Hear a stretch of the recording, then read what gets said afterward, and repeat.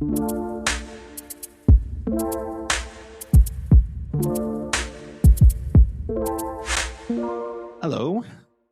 Hello, everyone. How are we? I am just arrived early just to make sure everything's getting set up because I have got my new computer and kit here. So it's all about getting things set up. But while we wait, I'll put a bit of music for you. Just relax. How is everyone's day? Let me get Jason. We'll kick off in 2 minutes. Enjoying the music, Jason.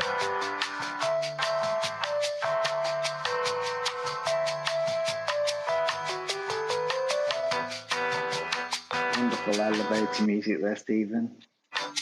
Wow, I just want to make it as pleasurable as possible, you know? Where's my green bean tonight? I go make you a moderator. I never do it. Clubhouse etiquette is wasted on me. Hey, everyone in the audience. We're going to kick off in 1 minute so I can turn off the music. So, well, look, it's been a while, okay? I haven't done an architecture social Clubhouse for a little while. I've been busy. I've been terrible. But before we jump into it, if you want to check out Jason, and he's going to explain it much more later, Jason runs regular GAA at the Global Architects Alliance Club, the club on Clubhouse, and I really think you should recommend it. I really think you should check it out. But the reason why I thought it would be good to do this topic is because earlier, I think mid-December, I got totally sucked in to this world of NFTs and metaverses. And at first I was like, what the heck, a metaverse? I've been playing video games. I've been playing MMOs for years. That's nothing new. That's nothing new at all. And actually working in the office at Acrid, Larry, someone sent me a meme about NFTs saying how irrelevant they are, how you can copy and paste them. And I completely laughed and I thought, brilliant. What a waste of time. This is hilarious. This is funny. And then the more and more research I did on NFTs, non-fungible tokens, I think that's the definition. Should probably have looked at that before I started. But yeah, NFTs. I thought, maybe there's something here. And it's a divisive topic. The blockchain, NFTs, the metaverse, how that all works in the architecture world. And at the same time, though, it is an interesting prospect. It's virtual worlds, talking about the blockchain and NFTs, what can be done in the built environment? How can we as architects use them? But so all that in mind, I thought we would do this special and we can find out together what the fuck are NFTs. And so I'm joined by Jason Boyle, who is a seasoned architect. And Jason has his notepad ready. All right. I do. So I don't know what NFTs are. So please, please explain it. Exactly. So we're going to do it together. We need to explain to Jason together. That notepad needs to be full of really useful knowledge by the time that Jason leaves so that he can make his millions in NFTs, or he can say to me, Steve, what a load of rubbish. All right. So I'm going to talk about it a little bit, but really it's for opening up the conversation. And if there's anyone in the audience, and I can see 1 or 2 names from this space that wants to come on stage, and maybe you can explain it much, much, much, much, much better than me. That wouldn't be hard, but you would be welcome on the stage. So raise your hand and Jason will help me as well, inviting people to the stage. So come on, guys. And guys and girls in the audience, raise your hand and join us on the stage if you'd like to talk a little bit about this. On a first point, though, let's open up. Let's talk about what we all think NFTs are. So my first foray looking into NFTs is the first one I saw, Jason, and we were talking about it earlier, was and I believe like a 3D designer who sold a house as an NFT, and it was the first house for $500,000. And I was thinking, wow, how the hell is this possible? Yeah, I know, right? And then also I was looking at the visuals and I was thinking, I can do that myself. But it's a lot more complicated than that. It is a lot more complicated. So how do you even get into it? And what is an NFT? And what different NFTs can you have? So I can see a few names here as well. Yemi, good to see you in the audience. And Russell, I'm sure I'd love to hear your thoughts in the TikTok space. Are people talking about NFTs? But come on, does anyone want to put their hand up? Come to the stage. Come on. Come on. Am I going to put the elevator music on again while we wait for someone? Does anyone want to come to the stage?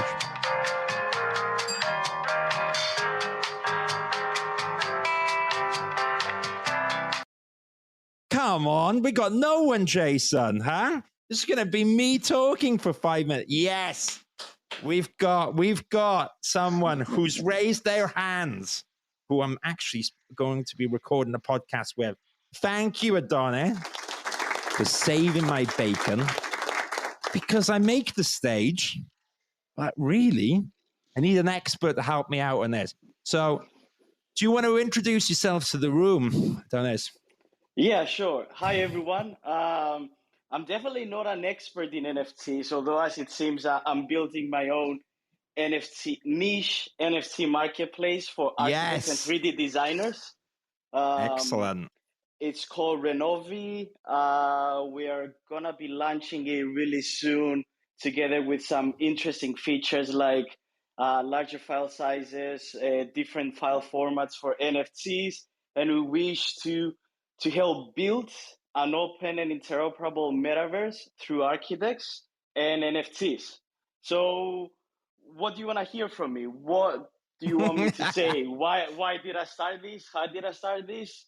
Why do I care about NFTs? What do you want to hear? Well, good question. We'll discover it together. This could be like a practice for our podcast when we do it, right? Why not? Who cares? But so there's a few stores online currently right now. So for anyone that's listening to me ramble on and wants to see what an NFT is, probably the easiest way to find NFTs as a starting point is on a website called OpenSea.io, right? And that is a large marketplace, but there's some limitations, isn't there, Adonis, on what you can actually put on there right now. So it tends to be images. It can be, I guess it can link to documents and artworks and basically the premises of an NFT, a non-fungible token, right, is that if someone owns the NFT, someone buys an NFT, they're basically saying in a virtual space that they are the person that has the ownership of that item. Is that, yeah? What do you think?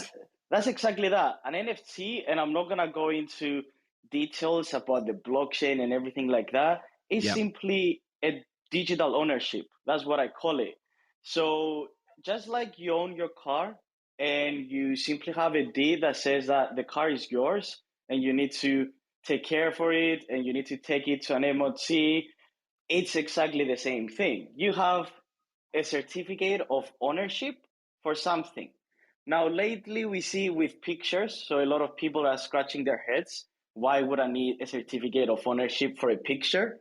Okay, but it's so much more than that. So for me, it's exactly that. I encapsulate everything into a digital certificate of ownership, and then I just don't go beyond that. It's the easiest way to think about it. Great. I think that's really, really useful. And probably, and this can be an inadvertent plug because we haven't discussed this before. So another way to visualize a little bit more about NFTs and what you're up to is actually on your current website, which is renovi.io. And that is really interesting. So you're currently developing this marketplace, and that's what tailored more towards architects, more towards designers, more towards dealing with larger files, larger 3D formats, because currently on the OpenSea, you can't really put anything more than 40 megabytes, and it has to be one or two very particular file formats, right? So for an architect, currently, if you were just using the current existing marketplaces to make an NFT, you'd have to be looking at doing images and that kind of stuff, right? Because you can't necessarily put the 3D model on there. Is that right? Mm-hmm. That's exactly right. Oh, can you hear me? Yeah, I can hear you. I'm loving it. Are we in the kitchen or something? Are we?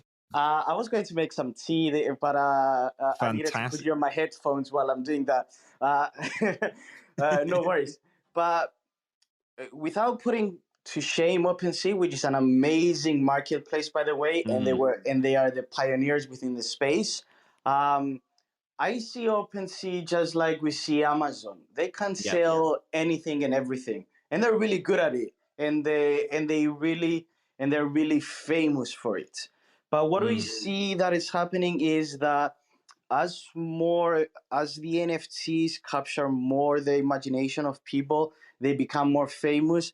We're gonna see more niche NFT marketplaces, specifically for the reasons that, for example, for specific reasons that you want to create NFTs. For example, architecture. That's a really interesting vertical that should have its own marketplace. Just like you go on Behance to appreciate some art, or you go to Dribble to appreciate websites and 3D design, for example, you should be going to the specific NFT marketplace to purchase the specific NFT that you want within your area, such as architecture. Now, you've touched on a really good point. OpenSea allows you to mint up to 100 megabytes, and you're actually pushing it if you're minting up to 100 megabytes with 3D file formats. I think it's OBJ, FBX, and GLTF. Now, you know better than me, I'm not an architect. I'm actually an economist and a financial analyst as a background. But architects create in various formats depending on what they feel more comfortable with, what tools they use, etc. When we were creating this marketplace, because you had architects at heart, we want to allow for these architects to create in what they're comfortable with. And we want to make them creators, and we want to allow them to publish what they have in mind as an NFT without any limitations. And that's why we built it this way. Now, OpenSea is really good when it comes to other kind of NFTs, like the generative NFTs, those 10,000 arts NFTs that you hear everywhere, like Bored Ape Yacht Club or CryptoPunks. It's ideal when you want to sell something like that. But when you're moving away from that, you need something more specialized. Yeah, it's interesting. And I think that's what can be tricky about understanding an NFT at first, because what you're talking about, some of the technical issues, which will be really interesting, seeing Renovi opening up that, as you said, opening it up to an architect can share a 3D model made in different softwares, which maybe are bigger, or that's really, really interesting. But I guess what's good, it's hard to get your head around at first when you're first getting into NFTs. The variety of NFTs is huge, isn't it? And people can, I was looking at, like an app which was to showcase NFTs, and someone literally NFT'd, or what's called minted, which is to make an image or whatever. They minted this item, which was a photo of their mum. And I didn't really feel like I wanted to buy that, but it's so wild, isn't it? And I think let's go back a bit to you were talking about with OpenSea, and I think it's really good. But you're right, it's amazing, it's open, and I'm looking at playing with OpenSea, and I think it's the perfect thing to do that. But also, we have to be really upfront. While there's lots of NFTs, and some of the ones in the press which make shitloads of money, it all sounds appealing. I imagine there's also lots of NFTs which kind of just go into the graveyard of full of, there's like on OpenSea, you can pretty much put anything on there, right? So there's a lot of NFTs which fill the space. I don't know. Do you feel that as well then, Adonis? Certainly. I sometimes feel lost in the vast array of NFTs that are actually on OpenSea. It's like sometimes it's a fun game at night. If you want to fall asleep, just scroll through all the NFTs on OpenSea. Have fun. You're gonna be scrolling for hours. Yeah, it's to be honest, if you think about it, everything could be an NFT. Like you said, somebody's picture of their mom, it could definitely be an NFT. It's like you can make any digital creation, no matter how smart, stupid, silly, interesting, or not interesting, it could be an NFT. Now, if that NFT has value, well, it only has as much value as the other person who is willing to purchase it, correct? So at some point in the future, I think that everything that is digital will simply be an NFT, but it won't even be thinking about it. Every picture that you're going to be creating, every digital item that you have will be an NFT, and you will have the ownership of it, but you won't make a big fuss about it. It's just like your JPEG is on your computer screen and you don't blink twice, it's going to be the same. It's going to be a JPEG NFT.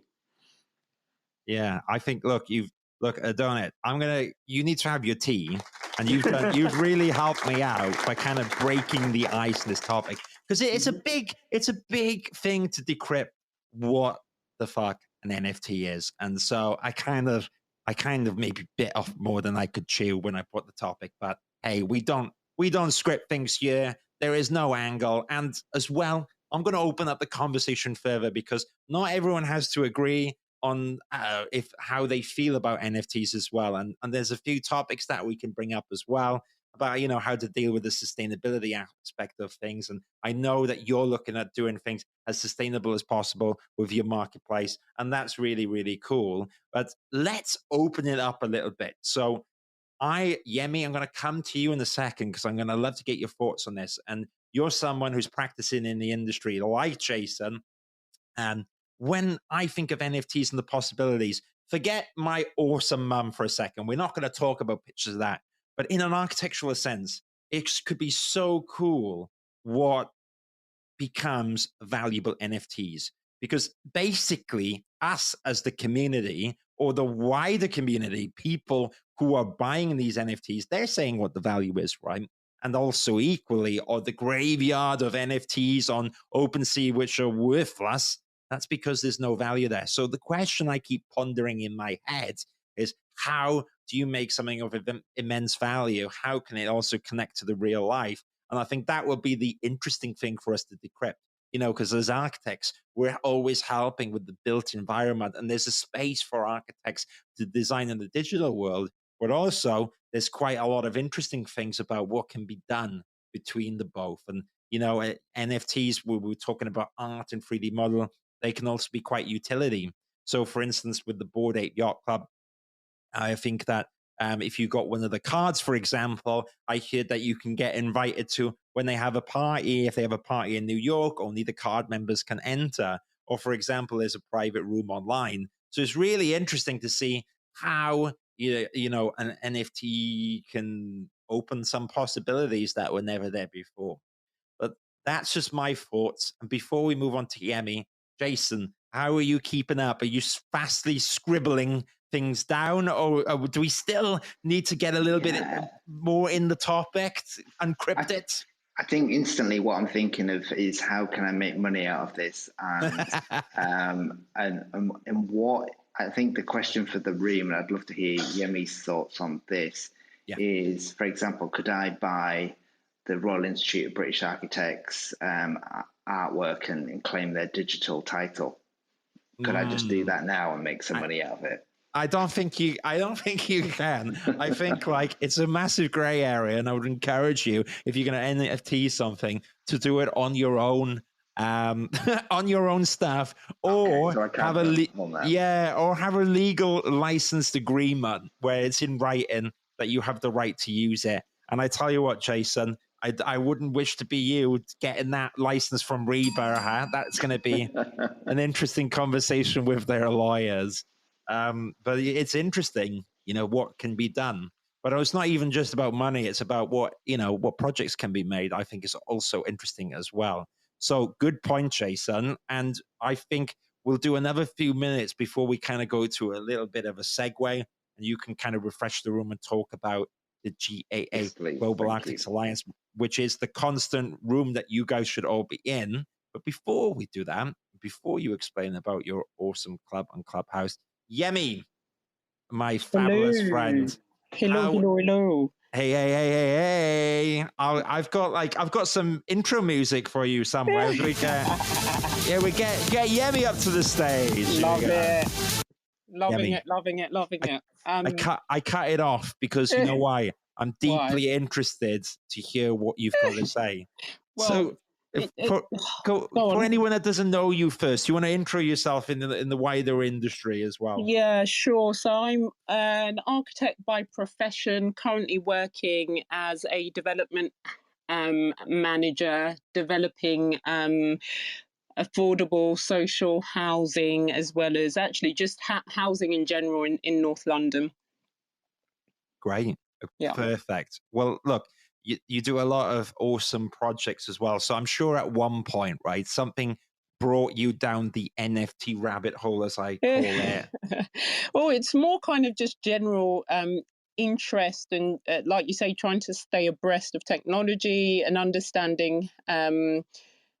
Just trying to get an understanding of what NFTs are, what the metaverse are. I mean, there's lots going on at the moment. I think since 2020, generally, with a lot of us being stuck at home and maybe not spending that money on transport, seeing where else we can put our money. I think there's been lots of interest in crypto and the like since lockdown. So there's an interest there, but I'm no expert.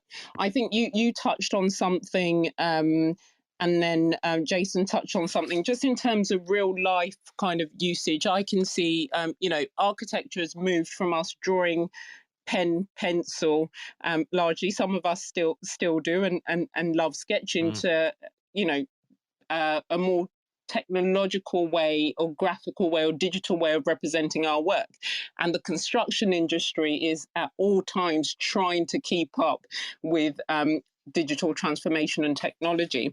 And just one of the very kind of practical ways I can see the metaverse helping architects is that I think, in the way we represent our drawings three-dimensionally, we found that sometimes for lay clients, it's so much easier when you're presenting a drawing not to do so in, plan and elevation, but to have a 3D drawing is fantastic. Now, if we can start putting headsets on clients and actually walking them around their existing and then the new, I mean, amazing, fantastic. That's where we get kind of real buy-in and understanding. And then I guess NFTs are exciting. The metaverse is exciting. The metaverse is not necessarily a new concept. It's been around for a long time. We talk about gaming, we talk about VR, all the rest of it. I would be quite interested actually for the experts in the room and just generally to hear what people think about the pros and the cons. For me, I think one of the cons touches back on what Jason has said, is that, physical art can't really be digitalized. The reason why people own physical art and the reason why you then would own digital art are often different. A lot of the times people will pay to go in to a private viewing or whatever it is. We go to museums, whatever, to look at pieces of art. Whereas with you can't digitalize physical art, and there's just an allure to seeing things, one of a kind painting or whatever with your own eyes that a token wouldn't provide. And also, I think there's a big thing here about value. So when you purchase one of the, an NFT, you're not necessarily purchasing the copyright to the art. So this speaks directly to Jason's point. And in that way, you can find lots of copies on the internet or wherever of a token that you own that you've paid potentially millions, thousands, hundreds of pounds for. And I think if I've understood it correctly, when you buy the assets, all you own is the record saying that you own the token behind the original asset. So I would question how much value there actually is in owning an asset that you don't actually control. So there's a question there, and two others: environmental cost. I mean, it's environmental, the environment, carbon. It's a big thing in architecture and construction. And when I think of the Ethereum blockchain, and and talk about electricity and all the rest of it, it scares me, and I shudder at the amount of electricity and environmental cost of crypto in general, including NFT. So it'd be great maybe to hear a little bit more from Adonis on how he, I know there are some chains that are a lot more energy efficient than others and are seeking to improve. And I guess with any new technology, it's going to take a while to get us to where we need to get to. I think the last thing to also touch on, and this will just be in relation to the things I'm passionate about, is about equality and inclusion. Are we, is this space one that is truly accessible for Joe Blogs down the road to buy an NFT? As we said, some of these NFTs go for ridiculous money. Some, I guess, not much, but do you have to, would you say you have to be quite tech savvy to engage in this field? And could my dad jump on and buy an NFT? And how do we deal with accessibility and fair access to all, which is massive in architecture and in the construction industry? So a few questions there, more than answers, I guess. Yeah, I love that. And they're questions I think we all share. And it's kind of that ongoing thing, isn't it? And so I'll say it with my broken knowledge a little bit what I've looked into as well. And then maybe Adonis can actually help me with proper answers as someone who's a specialist in this field. But if you look at even, so I use OpenSea as a big example, and they mainly, and this goes to your point, in terms of trading the NFTs and which blockchain where they're on, the predominant or the most well-known one is Ethereum, right? And so that's ETH, I think is the kind of the symbol for it. And you're right, Yemi, because it's constantly brought up about sustainability and how the environmental costs of it. And I was looking recently because OpenSea have started adopting more this other coin or whatever you call it, which Polygon. is Polygon. There you go. He knows what I'm going with it. And that's really interesting. It kind of actually suffered the other day because one or two, I think like one of these big games was using it a lot, but Polygon, and I've started to look into it, is much more sustainable. It uses a lot less energy just in its general processing, and is what is called layer 2, and I believe Ethereum is layer 1. And I mean, that's a whole topic in and itself. But for example, the fact that OpenSea has adopted other cryptocurrencies, to use, which are more sustainable, seems like a step in the right direction. But of course, it seems like it's a lot more to go. So you jumped in there and helped me kindly with Polygon there, Adonis. What is your thoughts on that point that Yemi raises about the environmental before we talk about stuff like application? Yeah, of course. I mean, it's unfortunately or fortunately, it's a really big part of what we're doing. Ethereum is the most popular chain, but they do understand the environmental impact that they're having, and for that reason, they're trying to shift into Ethereum 2.0. If you heard about it, which is simply changing the way the consensus mechanisms work. So if you heard about proof of work, that's when they need energy and computational power in order to validate transactions. And when you hear layer 2 solutions or about Ethereum 2.0, is that they want to move into proof of stake, POS, where the way that they validate transactions is by staking your coins, so proving ownership of the chain instead of using computational power. So it is an issue to everyone, and everybody is trying to move away from chains that are actually not environmentally friendly. And that's why you see Polygon, and that's why you see Immutable X, and so many others that are coming to play. I mean, there's so many, but just like, for example, US dollar is king when it comes to currencies, it's the same when you have Bitcoin and Ethereum. It's really difficult to shift somebody, especially when they capture such a big percentage of the market, and move them away into a chain that is more environmentally friendly. At least for now, I will say. As we move along, and let's not forget that this is really new. Everything is really new. Everything is like, in a sense, happened yesterday. So we're really working in dog years here, and we're moving really fast to move into more environmentally friendly chains. All of us, all within the crypto space, I will say, because everybody wants that. But even if we are new to the space, we have the legacy systems in a way that we slowly need to change. And that's why you have Ethereum as well, and it's there. But it's one of the biggest and strongest chains because it was one of the first, and they were pioneers within the space. And it's really hard to change or evolve and move forwards, actually. Well said, well said. And because you've been such a good sport, I'm going to try and put your website on the link at the top. So I don't know if that works or not, but check out. It really works. Yay, check out. I think it's really good exercise anyways, because not even in the interest of promotion, it'd be really interesting for everyone to visualize exactly what Adonis is talking about and what he's building, because it is architecture specific. And I'm lucky because we're going to be recording a podcast around it. We are going to do it, but this is the raw and scripted talk before the raw and scripted podcast. Well, this is me jumping into a call just because I'm a degenerate and I like NFTs and the metaverse and everything in between, and I appreciate architecture. This is not me.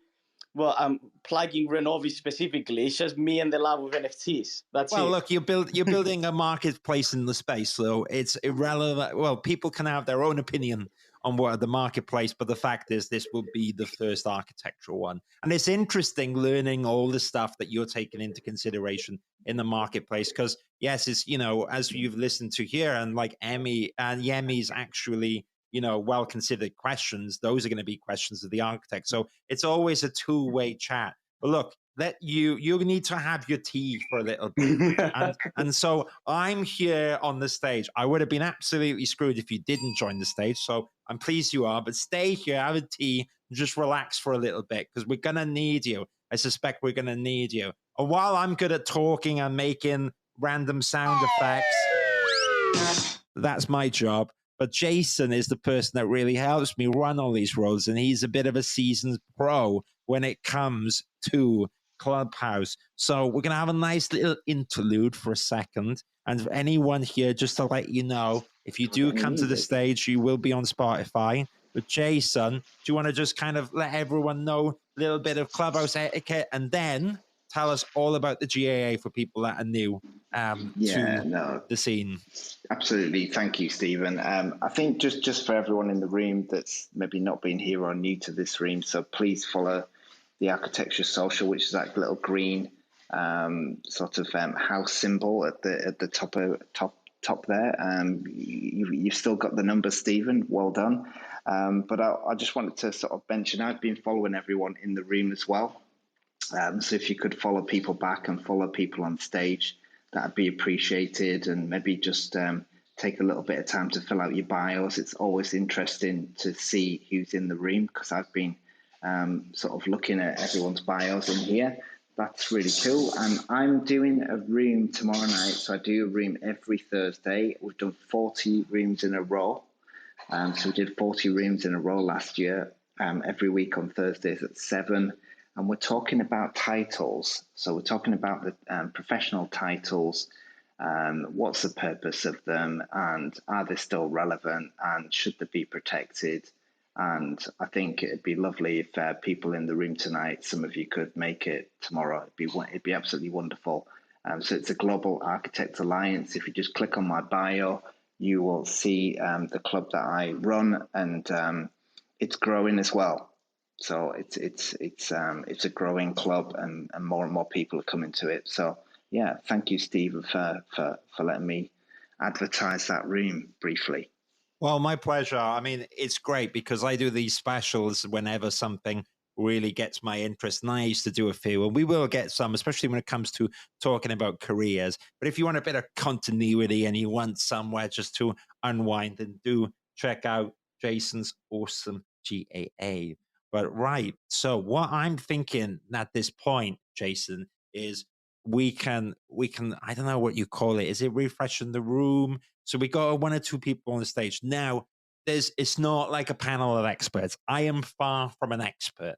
Far, far, far from it. I am just someone who discovered this world in December and has got really, really excited. And one thing I would say, though, getting involved in these small communities is really awesome because in the architecture scene, there's one or two, I think, Discords and Telegrams. So you can check out even Renovi as a Telegram, for example. And that's a really good way to find out more and more about NFTs because I'm constantly learning and I constantly find information on what people are sharing. There's also, I believe, another really cool group, which is on Discord, which I think is called like Architect or Architecture DAO.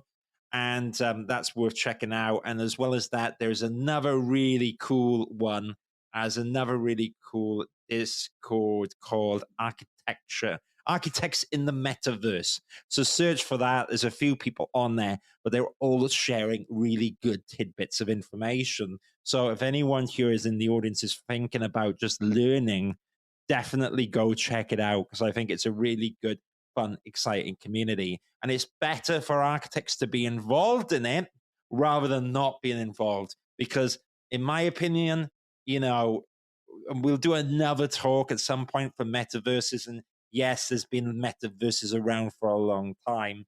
I think, though, the reality is that this world, this NFT world and this push is only just beginning.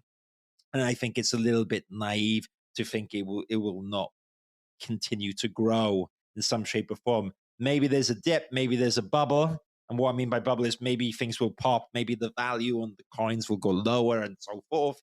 But I think it's going to pick back up again. So it's better to get familiar with it.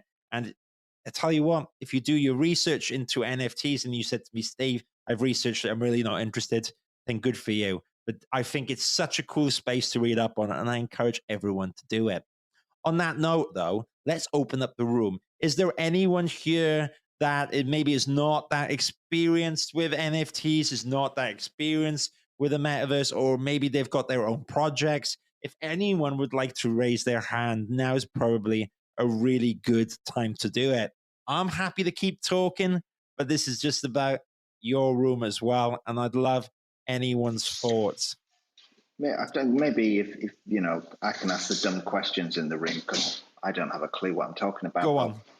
It's just how would I get started on this? And maybe it's you know, maybe not directly to you, Stephen, but yeah, you know, I understand. I read up, I Google what NFT means. How would I just get started? That would be my question. Okay, into investing. I can handle this because I'm a full-on newbie. You know, so we got a proper architect here, Yemi. Oh, well, you're a proper architect as well, Jason, who are thinking this is interesting.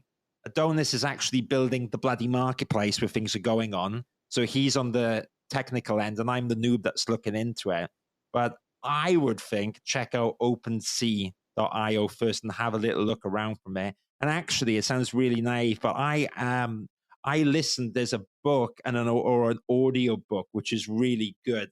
Let me go and check my Amazon records now, the name of it. But I listened to this audio book back at the start of December, and half of it was talking about the concept, talking about the theory. But to answer your question, there was a lot of information about how you get started. And so that book is called The NFT Handbook: How to Create, Sell, and Buy Non-Fungible Tokens. And I listened to that, and it was really good. And it will talk to you about all the marketplaces, which are the more older pop. Well, that's actually wrong.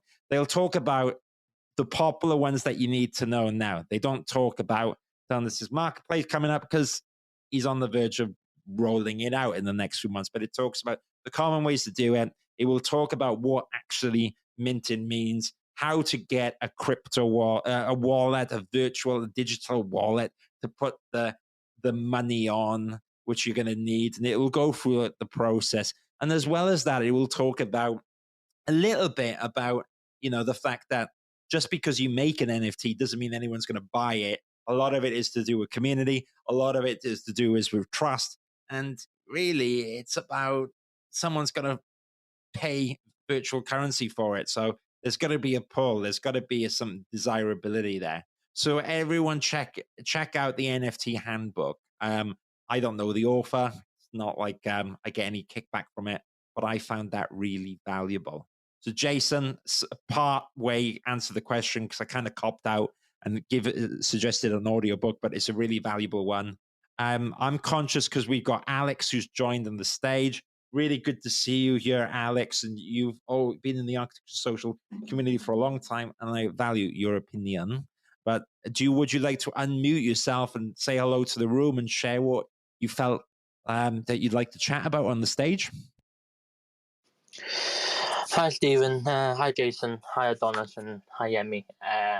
So I'm kind of interested in NFTs. What I was thinking about was, can BIM data be integrated into an NFT? And, for example, the furniture being a separate NFT by a different person, being purchased from it, having the blueprints embedded in the NFT and recreated as a kind of basically you're selling on a license to create the actual item physically. That kind of brought kind of reached the threshold between reality and the digital space. So that's something that I'm not very sure is that possible. Just want to talk about, but also I want to go back to some of the things that you guys talked about was is it accessible to everyone and how to kind of do it, how to get involved. So personally, I've got Ethereum, so you probably need like some sort of marketplace and stuff like that, but you need to be very careful on whether the fact that it's supported in the UK to protect your money and assets. So, for example, Binance was declared not UK financially kind of safe, and stuff like that. I'm not sure if Adonis has anything to add on that part.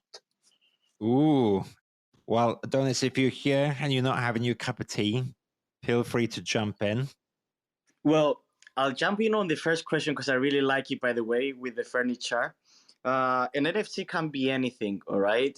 So when it comes to if you for example, you create a really, I'll take it back to architecture. If you create a really interesting facade of a building and you want to sell those 3D drawings, the blueprints onwards, you could add them within the NFT as metadata. So somebody that purchases that NFT will have access to that metadata, which are the blueprints, and then they can recreate the facade. Or, for example, if it's something that you can 3D print, they could get access to those blueprints and they could 3D print, I don't know, whatever you can imagine, chair, guitar, you name it. So it's absolutely possible. All right. You just need to find the correct medium to do that, but it's not a problem at all.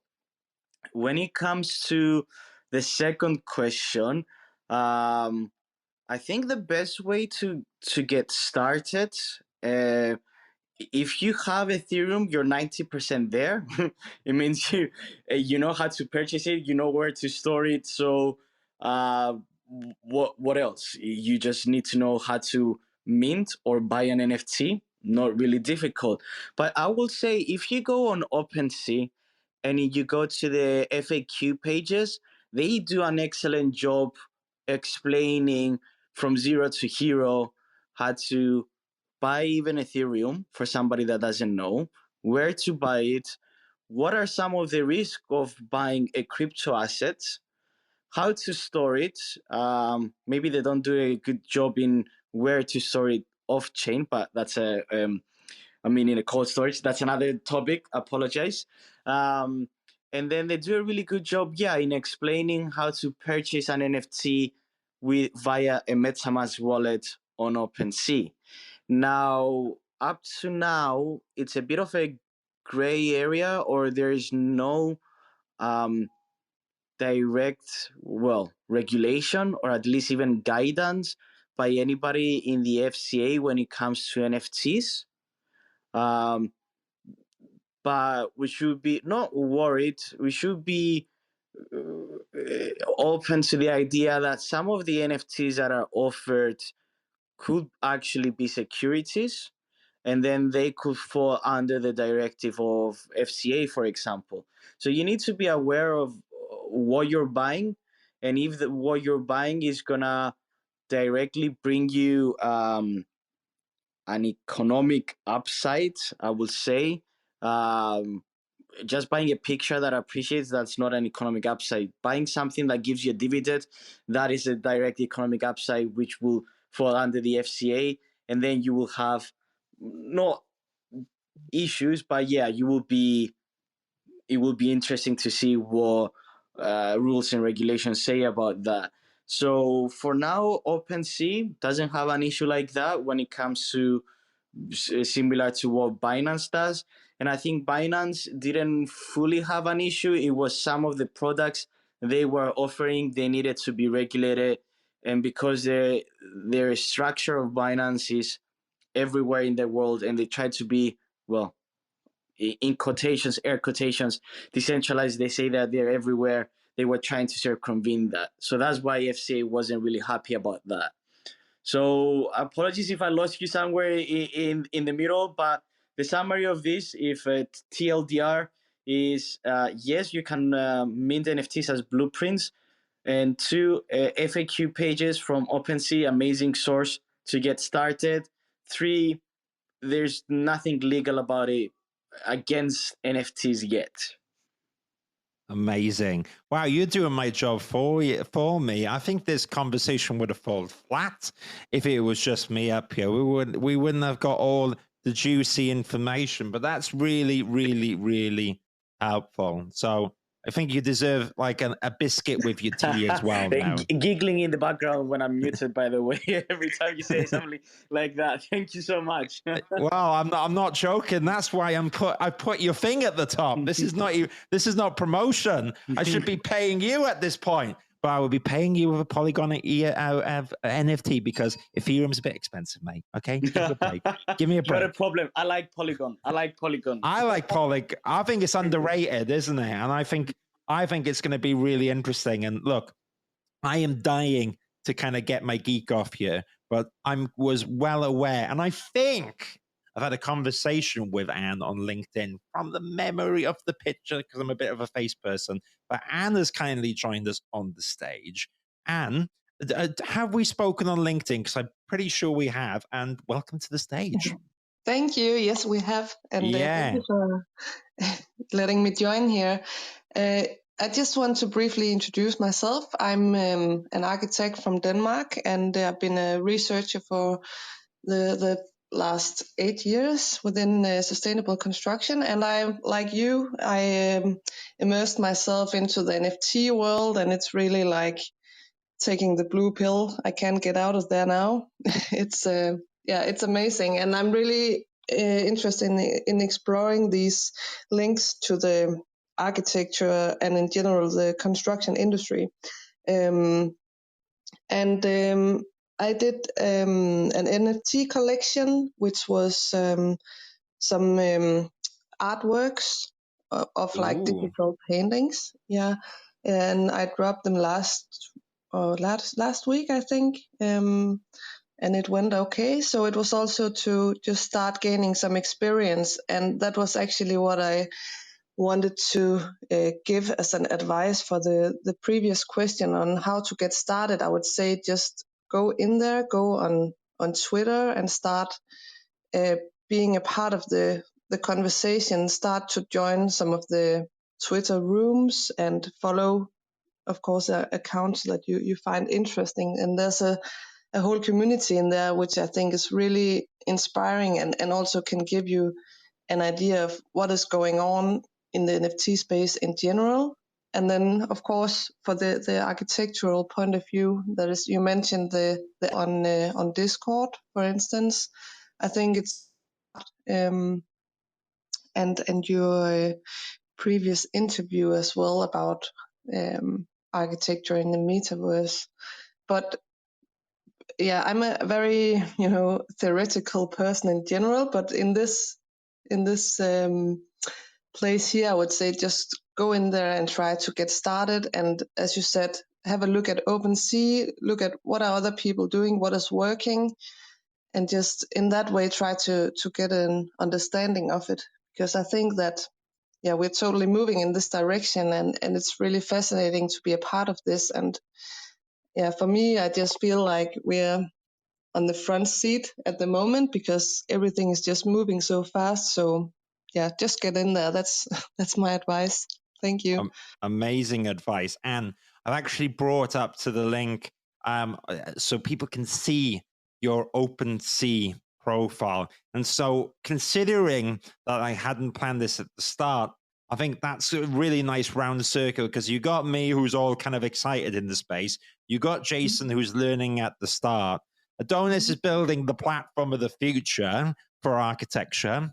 And so I'm actually rooting for that because I hope it goes through and I'm confident it will. And Anne, you've actually done your own NFTs as well, which is really useful. And I agree and getting stuck in. And just how was that process though? How did it feel? Was it a little bit overwhelming at first, Anne? And then now it's a little bit more easy. Now that you've kind of dipped your toes into the water? I would say that doing the actual artworks, that was really amazing for me because it's I've done physical paintings and this digital medium has been much more easy, like having two small kids and not having to have painting all over and stuff like that. So just that process was really exciting. And of course, there was the technical parts of turning them into NFTs. I think there are really good step-by-step guides also on YouTube, and you mentioned on OpenSea as well. What I find really overwhelming is the whole marketing. I mean, for my first collection, I really tried to make a lot of noise on Twitter, and it's not like I have very many followers. So I spent really a lot of time and doing a giveaway, and I'm not sure how to balance this in the future because this is something at the moment I'm doing besides my ordinary job. So I think the whole marketing part is really taking a lot of energy. And personally, I'm actually considering for my future projects if I should hire someone to help me do this. But on the other hand, I think that people, the collectors who are investing in these projects, are also very much investing in the people behind. So I think I need to be there myself. But that's actually what is taking most of my energy is that part. Also because after my first drop, I made like three sales in the first 2 days. Oh, well done. Thank you. And that was, of course, really exciting and really motivating. But now it's been like a week and it feels really hard to just, push these works out there. So I'm thinking about some alternatives, ideas like, for instance, I actually held like a virtual gallery opening where I had people attend and we had these avatars walking around in the gallery so we could have conversations, because I thought that the ordinary drops where you just announce it on Twitter, for instance, that's a bit it could be a bit more personal. So I thought it was a fun social way to do it, and I think that's definitely something I would do again. But I'm thinking about maybe joining together with other artists to do like online gallery exhibition or something like that to gain a bit more exposure. Yeah, that was the long answer, but I would say that the technical and the artistic parts are, I find those not easy because it takes a lot of time, but I'm really comfortable in those areas. But the marketing are the draining part for me.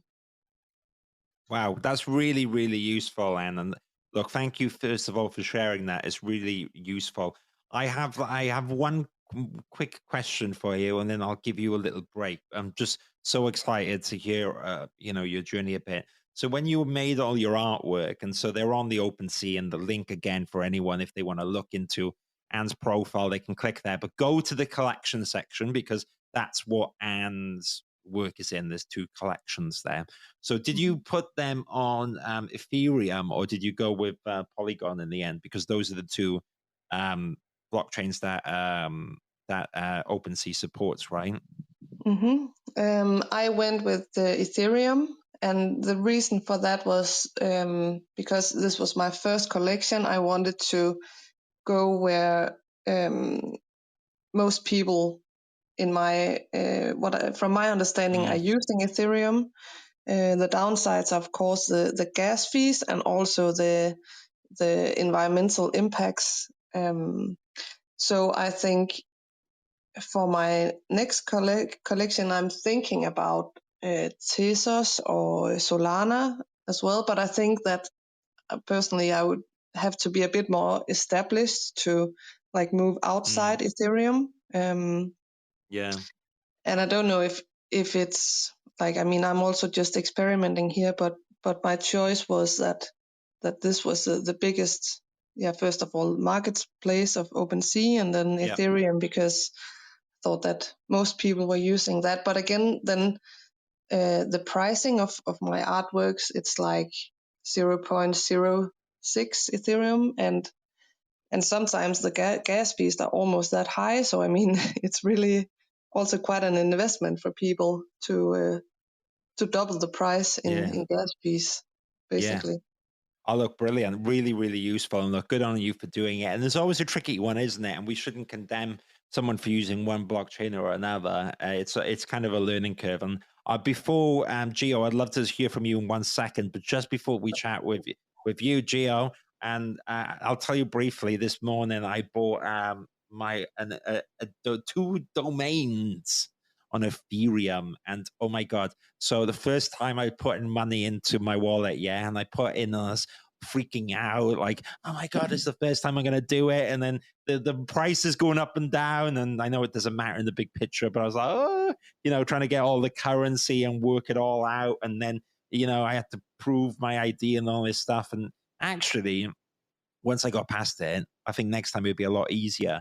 And it was a little bit of adrenaline because I know it sounds pathetic if anyone's here done crypto for a while, but it's the first time I was moving like money into a crypto wallet, and I felt like I was, like I don't know what, like Neo or something. Do you know what I mean? In my head, I mean, obviously, I was just completely like just probably some pathetic guy loading his crypto into the wallet. But in my head, I felt like really like super hacker, Mr. Robot. And so I got the domains, and it was like my first foray into it. So I really enjoyed it. And I think, the next step will be doing a kind of a project in the NFT space. So look, I've hogged enough there. Gio, thank you for joining us on the stage. And I think after this, we'll probably mute the mics, Jason. So I think this is going to be the last one on the stage for this session.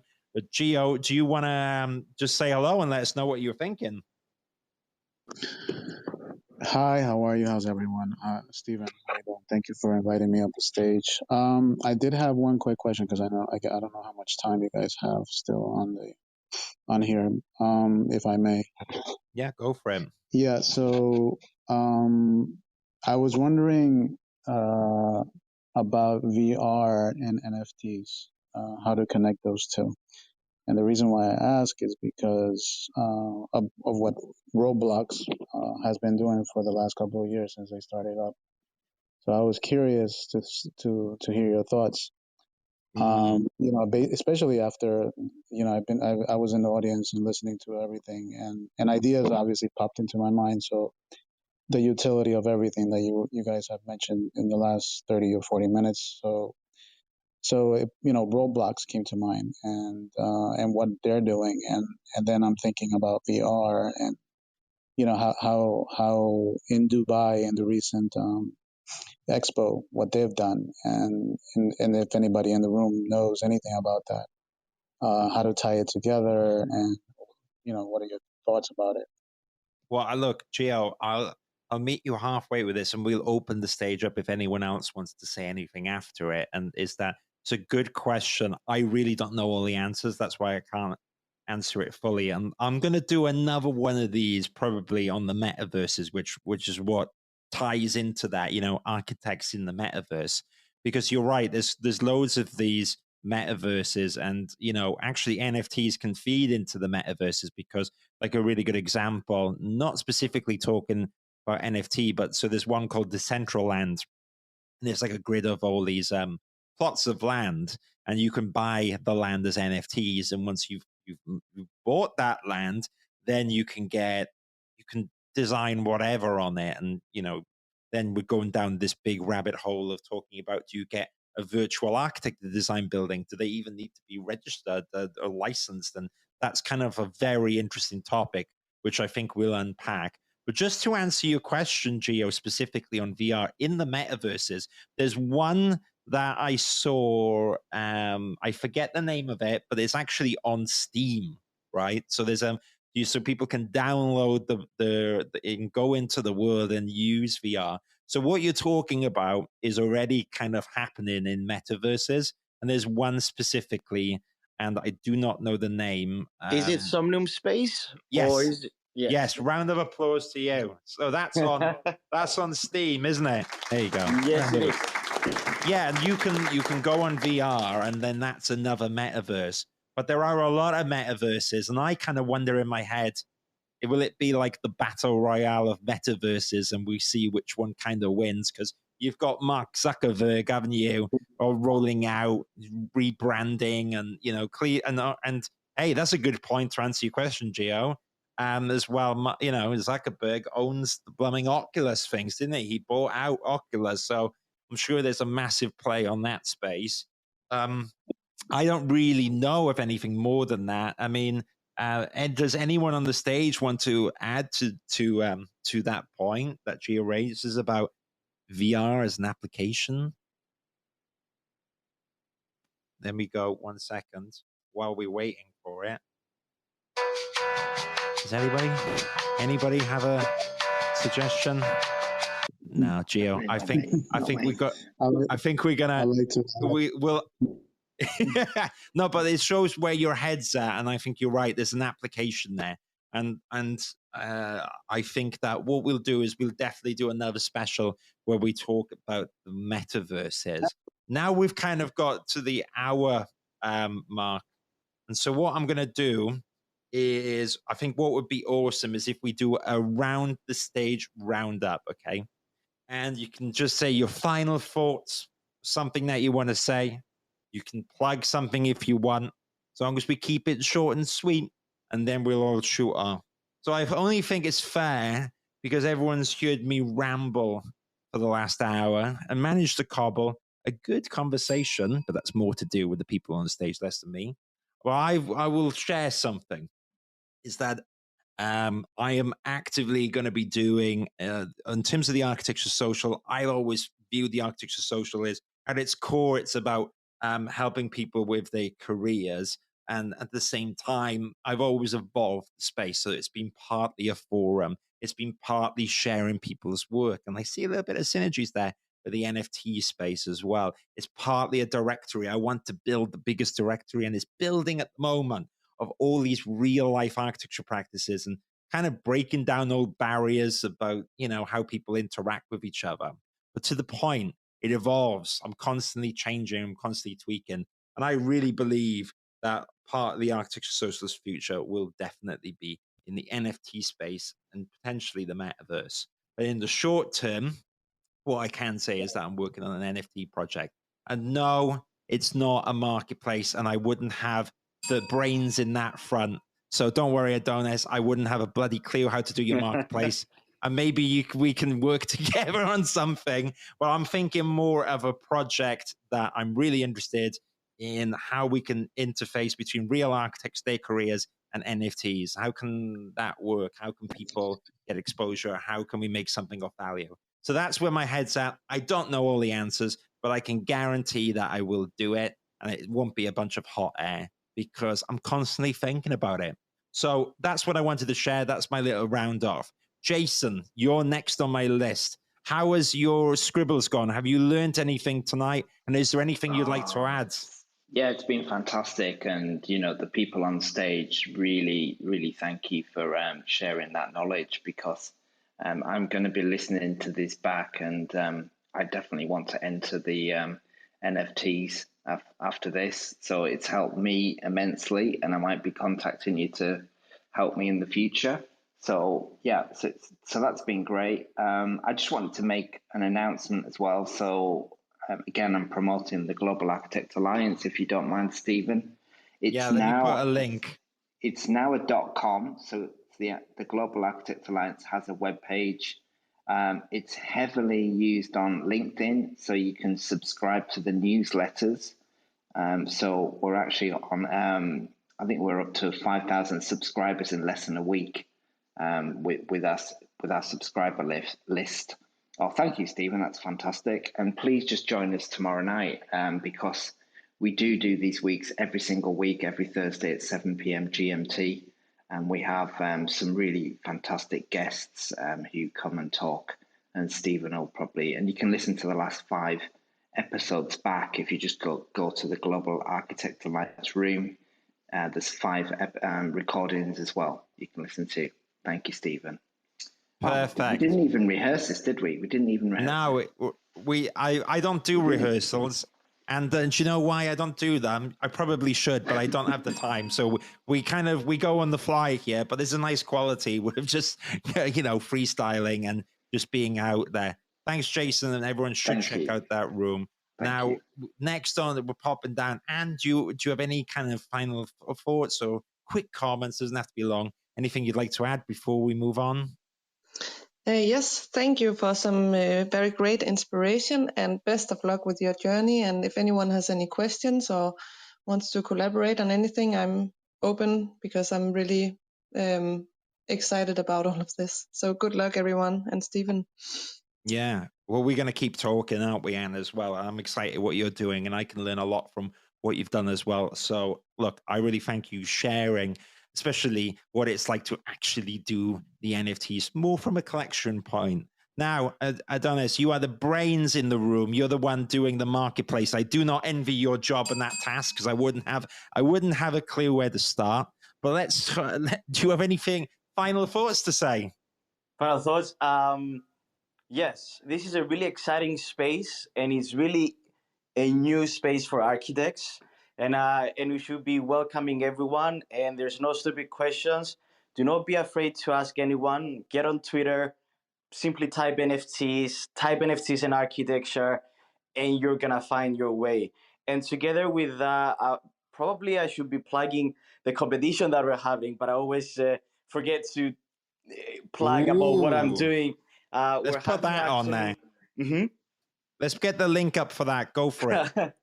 All right. We're actually having the next top metaverse competition, and it's all about the architects that want to build the metaverse through NFTs. So we want to promote every architect all over the world. We're going to have so many prizes. We're working with Decentraland that you heard before. We're working with other amazing people that we're going to be announcing really soon, or even working with architects specifically for the metaverse. If you heard of Decentraland or Metaverse Architects, we're working with them. Just because this is a really exciting space, we want to help everyone. We're always welcoming new people. And yeah, just have fun with it.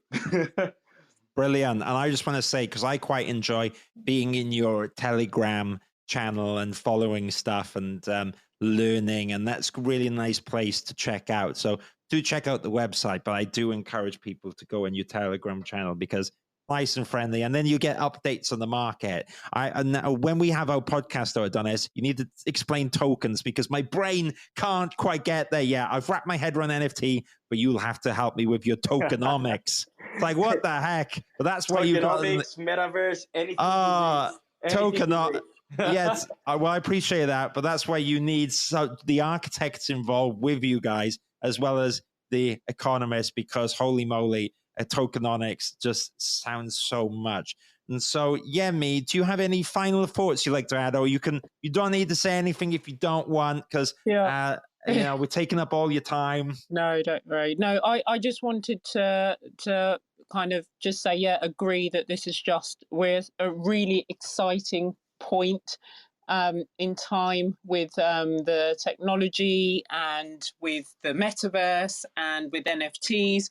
All very exciting, but again, always a little bit of a bore. But I think we always have to, as well as kind of pushing pros, remember the cons and see how we can lead to improvement. So again, sustainability, accessibility, and ensuring that it is a space for the many and not just for the few. Well said. Oh, I said that on mute then. Thank you so much. You make a massive positive contribution in the public space. And yeah, I agree with your questions, and it is exciting space as well. Thank you, Yemi. Really, really appreciate you being here.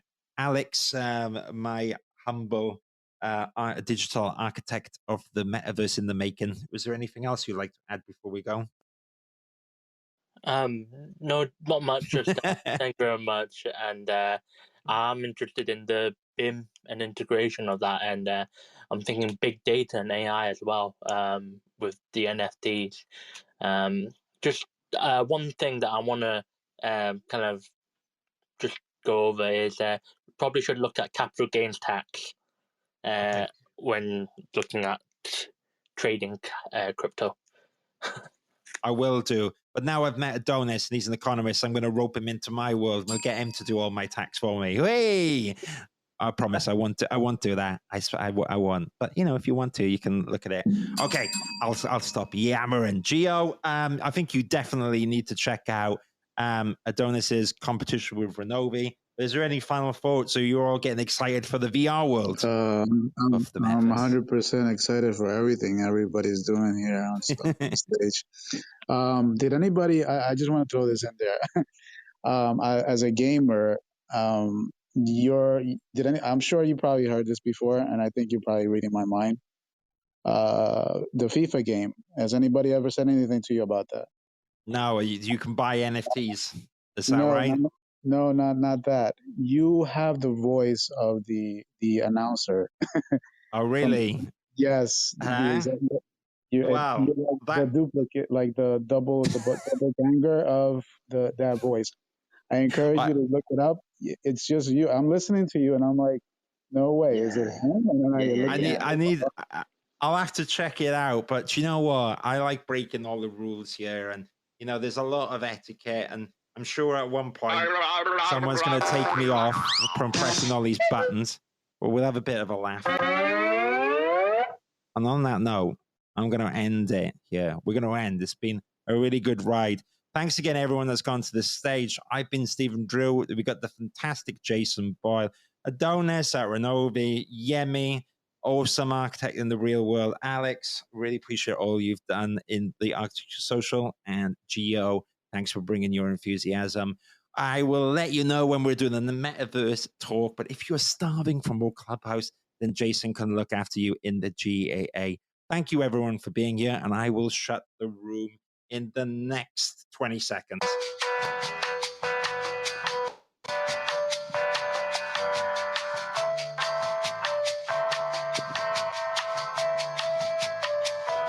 I'm dancing to this. A little bit of elevator music, Perfect.